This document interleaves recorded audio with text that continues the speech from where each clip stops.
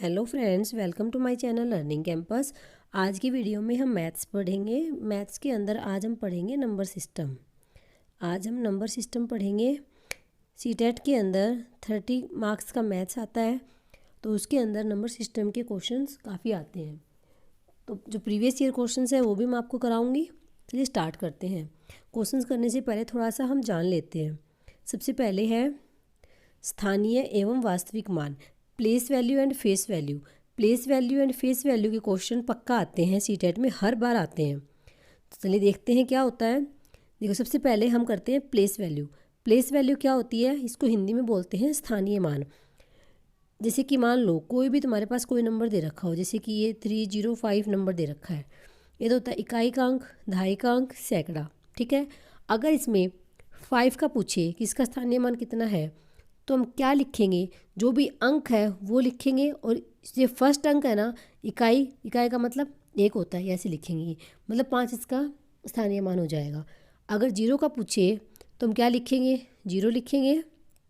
और 0 कितनी कौन सी जगह पे? दहाई पे है ना, तो दहाई पे हम इसको 10 से मल्टीप्लाई करेंगे, ये इसका स्थानीय मान हो जाएगा। उसी टाइप से कोई 3 का पूछे तो हम 3 लिखेंगे।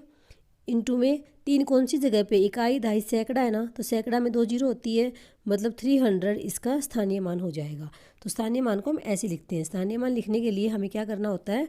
जो भी वैल्यू दी होती है उस वैल्यू को लिखो और उसका स्थान से मल्टीप्लाई करो। जिस स्थान पे वो होती है उस स्थान से उसकी मल्टीप्लाई करो, तो स्थानीय मान होता है। इसको याद रखना। प्लेस मतलब किस स्थान पे है, स्थान वैल्यू, प्लेस वैल्यू की उसकी जगह कौन सी है। ठीक है, उसके बाद होता है, देखो जैसे कि ये क्वेश्चन दे रखा है, इस क्वेश्चन में पूछ रखा है मेरे से कि 9 का स्थानीय मान बताओ। तो देखो 9 लिखेंगे, इनटू में कौन सी जगह पे? इकाई, दहाई, सैकड़ा। सैकड़ा में कितनी जीरो होती है? 2 जीरो होती है ना, मतलब 100 होता है ना सैकड़ा में, तो कितना हो जाएगा? 900 इसका स्थानीय मान हो जाएगा। ठीक है, 900 इसकी प्लेस वैल्यू हो जाएगी। फिर बारी आती है वास्तविक मान की या फिर फेस वैल्यू की। वो क्या होती है? वास्तविक मान को संख्या का जातीय मान भी कहते हैं। किसी दी गई संख्या में किसी अंक का जातीय मान उसका अपना ही मान होता है। मान लो, देखो ये क्वेश्चन था, इस क्वेश्चन में आपसे पूछा 9 का स्थानीय मान क्या होगा, आपने ऐसे बता दिया। अगर ऐसे कोई पूछे इस क्वेश्चन में 9 का वास्तविक मान क्या होगा, तो जो वैल्यू दे रखी है ना, जो भी है, जैसे 9 है तो 9 ही इसका वास्तविक मान है। ठीक है, 9 ही इसकी फेस वैल्यू है। अगर कोई पूछे 6 का क्या, तो 6 की 6 ही फेस वैल्यू है। जैसे 8 का पूछे तो 8 का क्या फेस वैल्यू? 8 ही होगी। मतलब जो भी वैल्यू दे रखी है वही उसकी फेस वैल्यू होती है। ठीक है, स्थानीय मान निकालने के लिए हमें क्या करना पड़ता है? जैसे कि मान लो ये क्वेश्चन दे रखा था तुम्हारे पास, इसी क्वेश्चन में अगर कोई कहे कि 8 का स्थानीय मान निकालो, तो अब क्या करोगे? 8 इंटू किससे मल्टीप्लाई करोगे? 1 2 3 4 5 6, मतलब कितनी जीरो आएगी? इकाई, दहाई, सैकड़ा, हज़ार, 10,000 और लाख। कितनी जीरो आएगी इसमें? इसमें जीरो आएगी आपके पास 6, तो इसको 6 जीरो से ऐसे मल्टीप्लाई करोगे। ठीक है, तो ये इसका क्या हो जाएगा? स्थानीय मान हो जाएगा। अगर इसी क्वेश्चन में कोई पूछे कि 8 का वास्तविक मान क्या है, तो 8 का वास्तविक मान 8 ही होगा। जो भी वैल्यू होती है वही उसका वास्तविक मान होती है। तो ये स्थानीय मान वाले और वास्तविक मान वाले आपके सीटेट के अंदर हर बार क्वेश्चन आता है, तो इसको ध्यान से कर लेना। ठीक है, नेक्स्ट क्वेश्चन देखो। सम और विषम संख्याएं कौन सी होती है? सम संख्याएं कौन सी होती है? सम संख्याएं वो होती है जो 2 से पूरी पूरी विभाजित हो जाए। जैसे कि या फिर 2 की टेबल में हो, 2 से विभाजित हो जाए। जैसे कि मान लो कि 2 4 6, 2 से जिसको भाग करो उसका शेषफल 0 आए। ठीक है, उसको सम संख्या बोलते हैं। जैसे कि मान लो 22 है, 22 को आप 2 से भाग करो, कितना आएगा? 11। शेषफल कितना आया? 0। 2 से विभाजित हो गई, तो भी कौन सी नंबर है? ये सम वैल्यू, या फिर जिसको आप बोल सकते हो इवन नंबर है। ठीक है, जो संख्याएं 2 से पूर्णतः विभाज्य हो उन्हें सम संख्याएं कहते हैं। जैसे 2 4 6 8 आदि से भी सम संख्याएं हैं।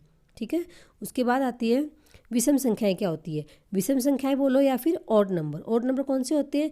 जो 2 से पूरी तरह विभाजित नहीं होते, उनको ऑड नंबर बोलते हैं। जैसे कि 1 3 5 7 9। ठीक है, जैसे 3 को 2 से भाग करोगे, 2 से विभाजित नहीं होगा ना पूरा पूरा, तो उसको आप क्या बोलोगे? ऑड नंबर या फिर विषम संख्याएं। ठीक है, इसके बाद आता है एक और अभाज्य संख्याएं। अभाज्य संख्याएं बोलो या फिर प्राइम नंबर बोलो। ऐसी प्रत्येक संख्या जिसके 2 और केवल 2 ही गुणनखंड हो अभाज्य संख्याएं कहलाती है। ये 2 गुणनखंड कौन से हो सकते हैं? एक तो 1 और एक वो स्वयं संख्या। कोई भी ऐसी संख्या जो सिर्फ अपने आप को छोड़ के और 1 को छोड़ के बाकी किसी से विभाजित ना हो, उसको हम अभाज्य संख्या बोलते हैं, प्राइम नंबर बोलते हैं। जैसे कि मान लो 2 से विभाजित होगा अपने आप से और 1 से विभाजित होगा। 3 किससे विभाजित होगा? 1 से विभाजित होगा या फिर 3 से ही होगा। तो ये कौन सी संख्या है? सभी की सभी अभाज्य है। जैसे मान लो इसकी जगह होता है 6, 6 तो किससे डिवाइड कर सकते हो? 1 से कर सकते हो, 2 से कर सकते हो, 3 से कर सकते हो, 6 से कर सकते हो, मतलब 4 डिजिट से डिवाइड हो जाएगा। इसका मतलब ये 6 है वो अभाज्य संख्या नहीं है। ठीक है। अच्छा, अभाज्य संख्या की जांच करनी है तो आप कैसे करोगे? मान लो आपके पास कोई बड़ी संख्या दे रखी है, जैसे इसने ये दे रखा है 341। ये बताओ अभाज्य संख्या है या नहीं है? तो हम क्या करेंगे, सबसे पहले इसके आगे, जस्ट इसके आगे जो भी पूर्ण वर्ग बनेगा ना हम वो निकाल लेंगे। जैसे कि 341 के आगे होता है 361, 361 होता है 19 का, 19 का होता है। ठीक है, 19 का स्क्वायर रूट होता है। तो 19 से कम सभी संख्याओं से डिवाइड करके देखो इसको। मान लो 18 से कम के 1 से 2 से सभी 19 से कम सभी वो वाली संख्याओं से डिवाइड करके देखो इसको अभाज्य संख्याओं से। जैसे कि किससे करोगे आप? 2 से करोगे। 19 से कम क्या क्या होती है? 2 से करोगे आप, और 2 के बाद आप 3 से करो, 5 से करो, 7 से करो, 11 से करो, 13 से करो और 17 से करो। इन सब से डिवाइड करो। अगर इन सब में से किसी से भी डिवाइड नहीं होती इसका मतलब क्या? वो अभाज्य संख्या है। ठीक है, अब हम आगे पढ़ते हैं। देखो, जैसे इसने पूछ रखा है 149 अभाज्य संख्या है या नहीं है? तो 149 का 49 से थोड़ा सा बड़ा करो, क्या हो जाएगा? 169। 169 किसका परफेक्ट स्क्वायर होता है? 13 का। अब 13 से कम सभी अभाज्य संख्या कौन सी होती है? 2, 3, 5, 7, 11। इन सब में से किसी से भी विभाजित नहीं होता 149। इसका मतलब 149 क्या है अपने पास? अभाज्य संख्या है, प्राइम नंबर है। ठीक है, आई होप आपको थोड़ा सा समझ में आया होगा, मैंने थोड़ी थ्योरी समझाई है आपको। अब हम करते हैं इसके कुछ क्वेश्चंस। ठीक है, सीटेट के क्वेश्चन देखो, सीटेट पेपर 2012 में आया हुआ क्वेश्चन है ये। इसमें क्या दे रखा है कि 2010 में किसी नगर की जनसंख्या कितनी थी? 30.3 मिलियन है। 30.3 मिलियन जनसंख्या है उसकी। तो हमें बताना है कि वह संख्या किसके बराबर है। तो इसका मतलब आपको पता होना चाहिए 1 मिलियन कितना होता है। तो जो 1 मिलियन होता है ना, 1 मिलियन में 10 लाख होते हैं।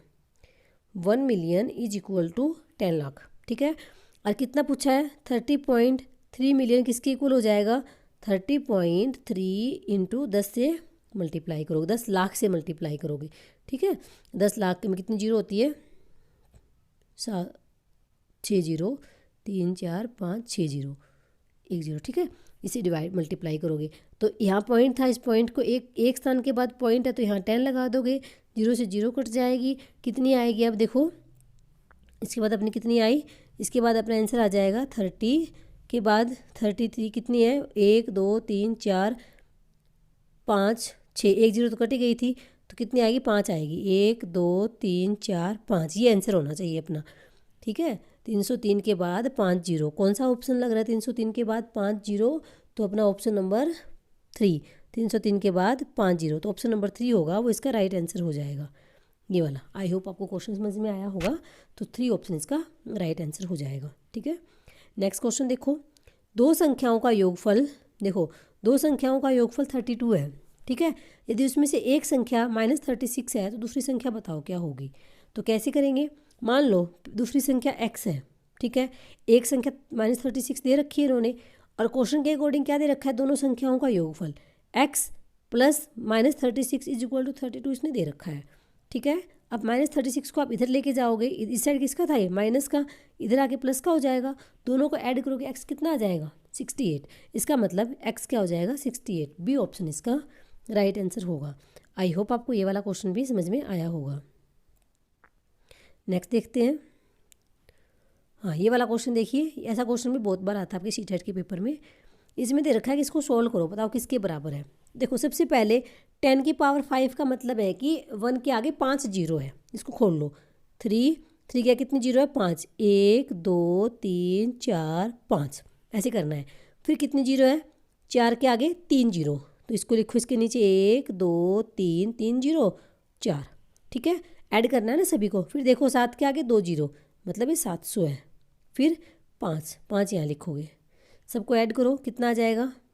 5 यहाँ कर देती हूँ, 5, 0, 7, 4, 0, 3, ये आंसर आ रहा है मेरा 304, 705, 304, 705। तो कौन सा हो जाएगा अपने हिसाब से इस क्वेश्चन का आंसर? इस क्वेश्चन का आंसर हो जाएगा ऑप्शन नंबर 1, 304, 705। तो ऑप्शन नंबर 1 अपना राइट आंसर हो जाएगा। तो इस ऐसे क्वेश्चन को हमें ऐसे सॉल्व करना है। ठीक है, नेक्स्ट क्वेश्चन देखिए। नेक्स्ट क्वेश्चन दे रखा है अपने पास ये वाला। इसमें देखो ये भी सेम है, वैसे ही पिछले वाले क्वेश्चन की तरह इसको भी हमें सॉल्व करना है। किसके बराबर है, देखो किसी भी डिजिट की पावर, किसी भी संख्या की पावर, मान लो कोई एक्स की पावर 0 है, किसी की भी पावर 0 होती है ना, तो वो हमेशा 1 के इक्वल होता है। 0 मत कर देना, किसी की पावर 0 तो 0 नहीं होता, किसी की पावर 0 होती है तो वो 1 के इक्वल होता है। इसका मतलब 2 - 9 की पावर 0 किसके इक्वल आ जाएगा, 1 के इक्वल आ जाएगा। तो सोल्व करो, 4 - 1 हो जाएगा, प्लस 3 का स्क्वायर कितना होगा 9, थोड़ा सा साफ कर लेते हैं। देखो 4 - 1 होगा यहाँ पे इसकी जगह, और 3 का स्क्वायर है 9। अब देखो सबसे पहले बोर्ड मास के अकॉर्डिंग हमें सॉल्व करना है कि क्या दे रखा है 1 डिवाइड में है ना, तो उस डिवाइड को आप ऐसे मल्टीप्लाई करके 1/1 लिख सकते हो, +3। सॉल्व करो कितना हो जाएगा, देखो 3 प्लस प्लस वाले देखो 4 और 9, 4 और 9 कितने हो जाएंगे 13, 13 और 3 16, और एक माइनस का है मतलब 16 - 1 कितना आया 15। तो मेरे हिसाब से इस क्वेश्चन का आंसर 15 होना चाहिए। तो कौन सा आंसर सही होगा, ऑप्शन नंबर 1।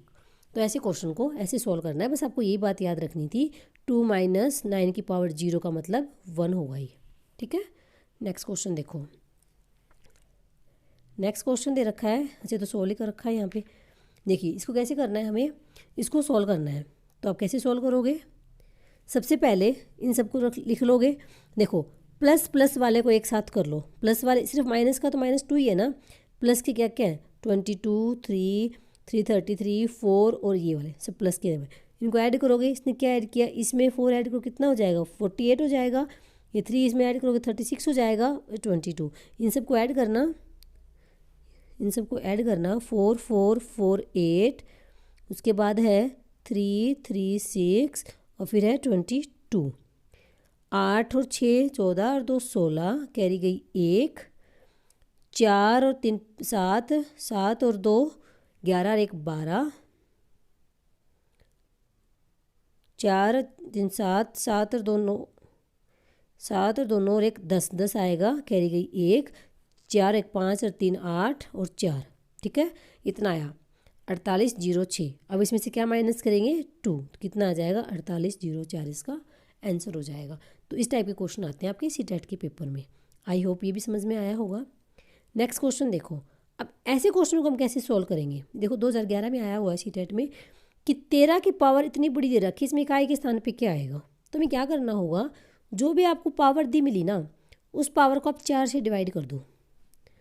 4 5 20, 0 आएगा नहीं जाएगा, 0 चढ़ाएंगे, 3 को उतारेंगे नहीं जा रहा, 0 चढ़ाएंगे, रिमाइंडर कितना बच गया 3। जो भी रिमाइंडर बचा है ना उसको लिख लो। अब ये 13 की पावर क्या लिखोगे आप, 13 की पावर 2000 नहीं लिखोगे, जो रिमाइंडर बचा था ना वही लिखोगे। ठीक है, 13 की पावर 3 बच गया। अब देखो इसको कैसे सोल्व करोगे, 13 × 13 × 13 ऐसे लिख सकते हो। लास्ट वाले की मल्टीप्लाई करो, 3 3 जा 9, 9 3 जा 27, 27 में लास्ट में क्या आता है 7। इसका मतलब इस क्वेश्चन में इकाई के स्थान पे क्या आना चाहिए 7 आना चाहिए। समझ में आया होगा आई होप आपको। तो इस टाइप के क्वेश्चन को हमें ऐसे सोल्व करना पड़ेगा। तो यहाँ पे क्या आएगा 7 आएगा, तो 7 अपना इस क्वेश्चन का आंसर हो जाएगा 7। ठीक है, अब देखो नेक्स्ट क्वेश्चन, इसमें भी यही पूछ रखा है कि इकाई के स्थान पे क्या होगा। एक सेकंड, PDF कहाँ गई। इस वाले क्वेश्चन में भी यही पूछ रखा है कि इकाई के स्थान पे क्या होगा। तो हम कैसे करेंगे इस क्वेश्चन को, ये वाला देखो कैसे करेंगे।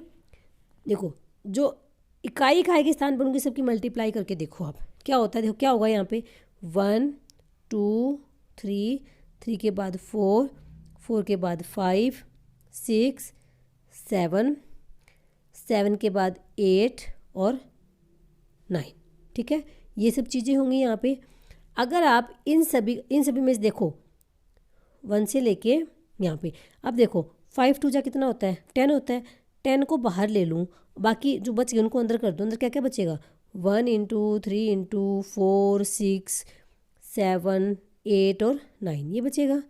अब मैंने 10 को बाहर ले लिया, इसका मतलब इस 10 को किसी से मल्टीप्लाई करोगे तो लास्ट में 0 तो आएगी। इसका मतलब अपने इकाई के स्थान पे क्या आना चाहिए 0। ऐसे करना होता है। तो ये क्वेश्चन इसका आंसर क्या हो जाएगा 0 हो जाएगा। आई होप ये क्वेश्चन भी आपको अच्छे से समझ में आया होगा। अब देखो ये वाला क्वेश्चन भी दे रखा है जो पिछले मैंने करवाया था। इसमें क्या रखा है, 3 की पावर 98 है को 5 से भाग देने पे क्या शेषफल रहेगा। तो वही 98 को आप 4 से विभाजित करो, रिमाइंडर बचेगा उसको लिखना है सिर्फ। 4 दूनी 8, 1 और 8, 4 चौके 16, 2 रिमाइंडर बचेगा इसमें। तो मतलब 3 की पावर 2 हो जाएगी। 3 की पावर 2 का मतलब क्या होता है 9। 9 को 5 से भाग करो, कितना शेषफल बचेगा 4। तो इसका आंसर क्या हो जाएगा 4। ये मैंने थोड़ा फास्ट करवाया है, आई होप आपको ये भी समझ में आया होगा। ठीक है, तो इसका आंसर हो जाएगा 4। अच्छा, ये एक क्वेश्चन और कर लेते हैं। ये इस वाले क्वेश्चन का आंसर आप मुझे कमेंट बॉक्स में दीजिए। ऐसे ही है जो मैंने पहले करवा दिया वैसे ही करना है ये वाला क्वेश्चन भी। ठीक है, अगला क्वेश्चन देखो। अब देखो ये क्वेश्चन है, देखने में आप लोगों को टफ लगेगा ये वाला क्वेश्चन, लेकिन बहुत ईजी है। इसमें क्या करना है, इसको सॉल्व करना है। ठीक है, आपको ये वाला फॉर्मूला याद है, a माइनस बी का होल स्क्वायर किसके इक्वल होता है, a square plus B square minus 2ab। a की जगह मेरे पास ये है 637, b की जगह 252, फिर क्या है माइनस 2 ये रहा, a रहा, b ये रहा। इसका मतलब ये वाला क्वेश्चन है, इसका फॉर्मूला बन गया। तो क्या लिखोगे इसको, 637 माइनस 252 का होल स्क्वायर। अब 637 में से 252 घटाना कितना आएगा, 7 में से 2 गया 5, 13 में से 5 गया 8, और यहाँ कितना बचेगा, 5 में से 2 गया 3, 3 का स्क्वायर मतलब 385 का होल स्क्वायर। और 385 का होल स्क्वायर कहाँ दे रखा है, ऑप्शन नंबर 4 में। तो ऑप्शन नंबर 4 इस क्वेश्चन का राइट आंसर हो जाएगा। हमें कुछ सोल्व भी नहीं करना पड़ेगा, हमें सिर्फ इसका एक फॉर्मूला याद रखने की ज़रूरत थी। तो ये मैंने कुछ क्वेश्चंस करवाए हैं, ये सभी वही क्वेश्चंस हैं जो प्रीवियस ईयर में आ चुके हैं। इसी टाइप के क्वेश्चन आपको आगे देखने को मिलेंगे आपके पेपर में। आई होप आपको समझ में आया होगा, वीडियो पसंद आई होगी। अगर वीडियो पसंद आए तो इसको लाइक कीजिए, मेरे चैनल को सब्सक्राइब कीजिए। मिलते हैं नेक्स्ट वीडियो में। Thank you, thanks for watching. और उस क्वेश्चन का आंसर मुझे कमेंट बॉक्स में ज़रूर देना। Thank you.